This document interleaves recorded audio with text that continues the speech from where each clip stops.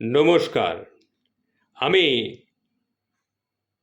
Amitabh Ghosh, dramatist এই নাম দিয়ে আমার এই চ্যানেল থেকে আমি বিভিন্ন ভিডিও আপনাদের কাছে এর আগেও তুলে ধরেছি, আজকে আবার তুলে ধরতে চলেছি।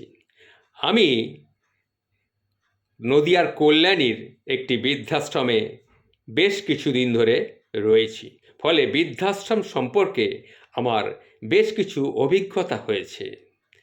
আমি প্রায় এর আগেও একটি বৃদ্ধাশ্রমের উপর একটি ভিডিও আমি এই চ্যানেলে প্রকাশ করেছিলাম। সেই ভিডিওটির নাম ছিল আমার ঠিকানা বৃদ্ধাশ্রম। আজ থেকে প্রায় দিন 20-25 আগে সেটা পোস্ট করেছিলাম, এবং সেটি পোস্ট করার পর অসংখ্য মানুষ আমাকে কমেন্ট করেছেন, আমার ভিডিওটি দেখেছেন। প্রায় 40,000 মানুষ তারা আমার কাছে কমেন্ট করেছেন, আমার ভিডিওটি দেখেছেন। আমি সেই ভিডিওটিতে আমার ব্যক্তিগত অভিজ্ঞতার কিছু কিছু কথা ব্যক্ত করেছিলাম। আমি কেন বৃদ্ধাশ্রমে রয়েছি, আজ আমি কেন বৃদ্ধাশ্রমে রয়েছি সে ব্যাপারে কিছু বলছি না, কিন্তু এই বৃদ্ধাশ্রমে থাকার ফলে আমার যে বিভিন্ন লোকের সঙ্গে, বিভিন্ন বয়স্ক মানুষের সঙ্গে যে যোগাযোগ ঘটেছে, তাদের ব্যক্তিগত জীবনের কথা আমার কাছে তারা শেয়ার করেছেন, সেগুলো কিন্তু আমি আপনাদের কাছে এর আগেও তুলে ধরেছি। আমার এই চ্যানেলটি যদি আপনারা ভালোভাবে খেয়াল করে দেখবেন, তাদের অভিজ্ঞতার কথা আমি বিভিন্নভাবে আপনাদের কাছে শেয়ার করেছি।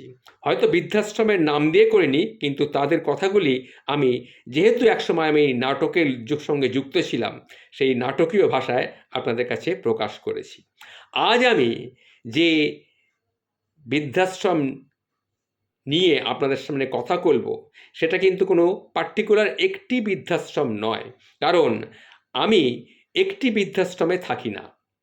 আমি বিভিন্ন জায়গায়, আজ প্রায় 2 বছরের ওপর হয়ে গেল, বিভিন্ন বৃদ্ধাশ্রমে আমি বসবাস করে থাকি।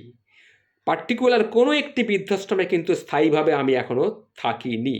আমি মোটামুটিভাবে কিছুটা সুস্থ, যার জন্যে আমি কখনো বোলপুরের কোনো বৃদ্ধাশ্রম, কখনো মেদিনীপুরের কোনো বৃদ্ধাশ্রম এবং বরানগরের কোনো বৃদ্ধাশ্রম, এখন বর্তমানে আমি রয়েছি নদিয়ার কল্যাণী শহরের একটি সুন্দর বৃদ্ধাশ্রমে।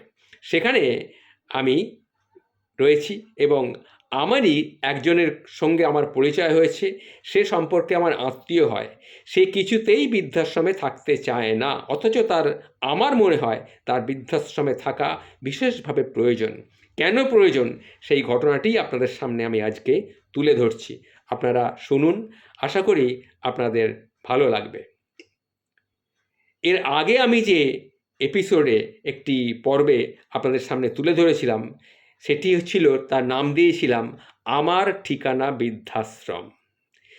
সেটি আপনাদের কাছে বিশেষভাবে দৃষ্টি আকর্ষণ করেছিল। অসংখ্য মানুষ কমেন্ট করেছিল, তাদের কমেন্টগুলো পেয়ে আমি অভিভূত হয়েছিল, এবং প্রায়ই ভাবতাম যে বৃদ্ধাশ্রম নিয়ে আবার আমার কিছু বলা প্রয়োজন। সেই ভাবনা থেকেই আজ আমি আবার বৃদ্ধাশ্রম নিয়ে কিছু বলতে আপনাদের সামনে উপস্থিত হয়েছি।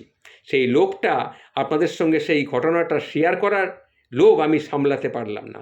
আসুন প্রথমেই বলি যে আমি কেন বৃদ্ধাশ্রম নিয়ে এত আগ্রহ প্রকাশ করলাম আজকের এই এপিসোডটি করার জন্যে। সেটি হচ্ছে, আমার বাড়ির থেকে কাছেই আমার একজন আত্মীয়, সে দুঃসম্পর্কে আমার দাদা হয়, তিনি থাকেন।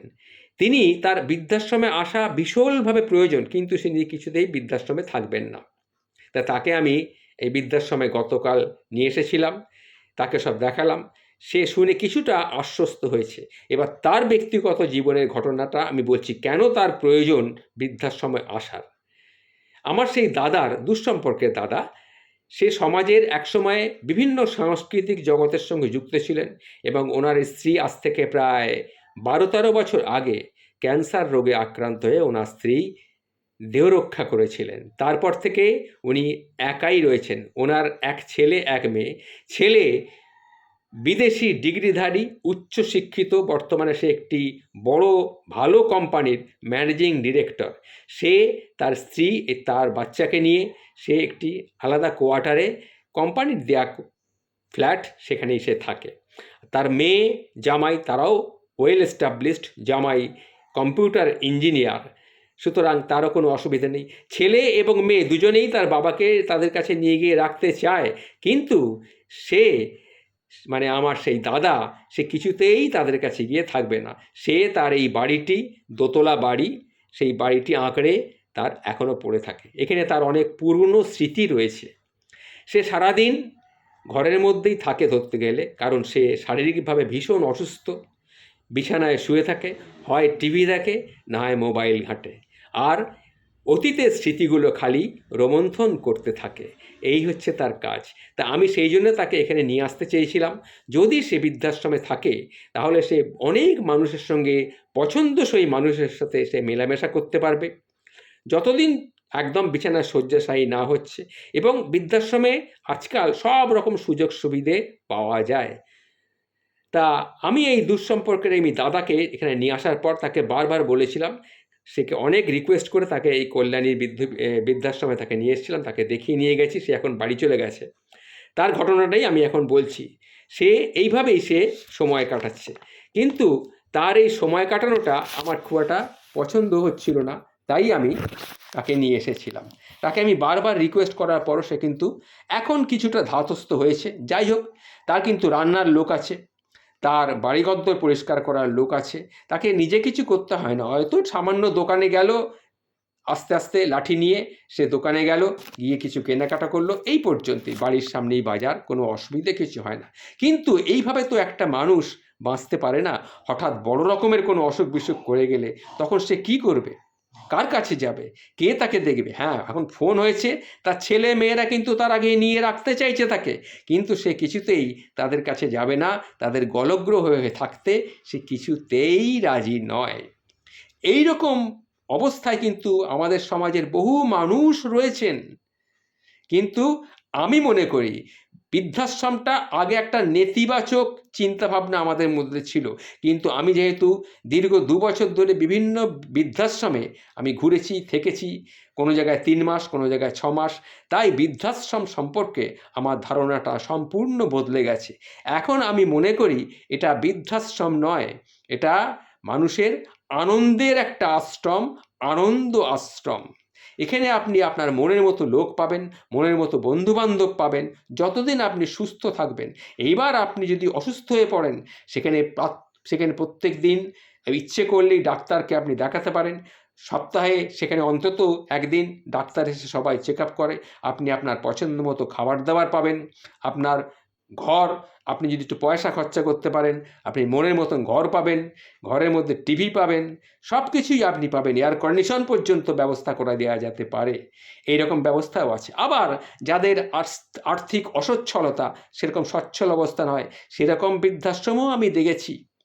কোনো জায়গায় 3,000, কোনো জায়গায় 3,500, কোনো জায়গায় 6,500, আবার কোনো জায়গায় 12,000, 15,000 টাকাও মাসিক খরচা আছে। এরকম বৃদ্ধাশ্রমও আমার চোখে পড়েছে। যাই হোক, এটা কোনো ব্যাপার নয়, যার যেরকম ক্ষমতা সে সেই অনুযায়ী সেই বৃদ্ধাশ্রমে সে গিয়ে থাকতে পারে। সুতরাং বৃদ্ধাশ্রমটা এখন আর কোনো নেতিবাচক ব্যাপার নয়।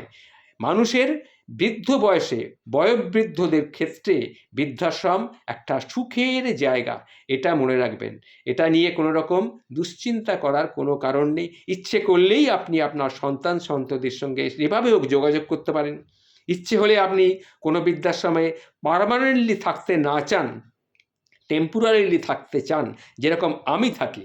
আমি কোনো বৃদ্ধাশ্রমে 15 দিন, কোনো বৃদ্ধাশ্রমে 3 মাস, কোনো বৃদ্ধাশ্রমে 6 মাস, এইরকম থাকি। সুতরাং আমার কোনো অসুবিধা হয় না। আর আমি যেহেতু নিজে একটু লেখালেখি করি, ইউটিউবে আমার একটি চ্যানেল আছে, একটি না আমার 2টি চ্যানেল ইউটিউবে, আর একটি আধ্যাত্মিক চ্যানেল রয়েছে, কারণ আমার অনেক আধ্যাত্মিক যোগাযোগ সম্পন্ন মানুষের সঙ্গে যোগাযোগ রয়েছে।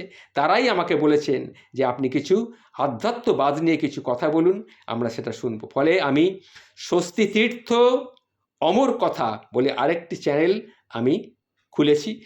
সেখানেও আমি কিছু কিছু কথাবার্তা বলি। সেখানে অবশ্য আধ্যাত্মিকবাদ নিয়ে, বিশেষ করে আমি যেহেতু ঠাকুর শ্রী শ্রী রামকৃষ্ণ পরমহংসদেবের ভক্ত, আমি তাকে নিয়েই রয়েছি। এর আগে আমি যেহেতু বেলুড় মঠেরও একজন সদস্য, সুতরাং আপনারা আমার কথা এই চ্যানেলগুলি শুনবেন। আজকে তো সব কথা বলা যাচ্ছে না, আমি এরপরেও আবার আপনাদের সামনে বিভিন্ন বৃদ্ধাশ্রমের বিভিন্ন সুযোগ সুবিধা, আমি কীরকম আনন্দে রয়েছি সে ব্যাপারেও আপনাদের সামনে তুলে ধরব এর পরের এপিসোডগুলোতে। সুতরাং কোনো রকম দ্বিধা দ্বন্দ্ব রাখবেন না। যদি আপনি প্রয়োজন মনে করেন যে কোনো বৃদ্ধাশ্রমের সঙ্গে যোগাযোগ করতে পারেন। আপনি আপনার খুব আনন্দে থাকবেন, বৃদ্ধ বয়সটা আপনার খুব ভালো কাটবে, এটা আপনি মাথায় রাখবেন। নমস্কার।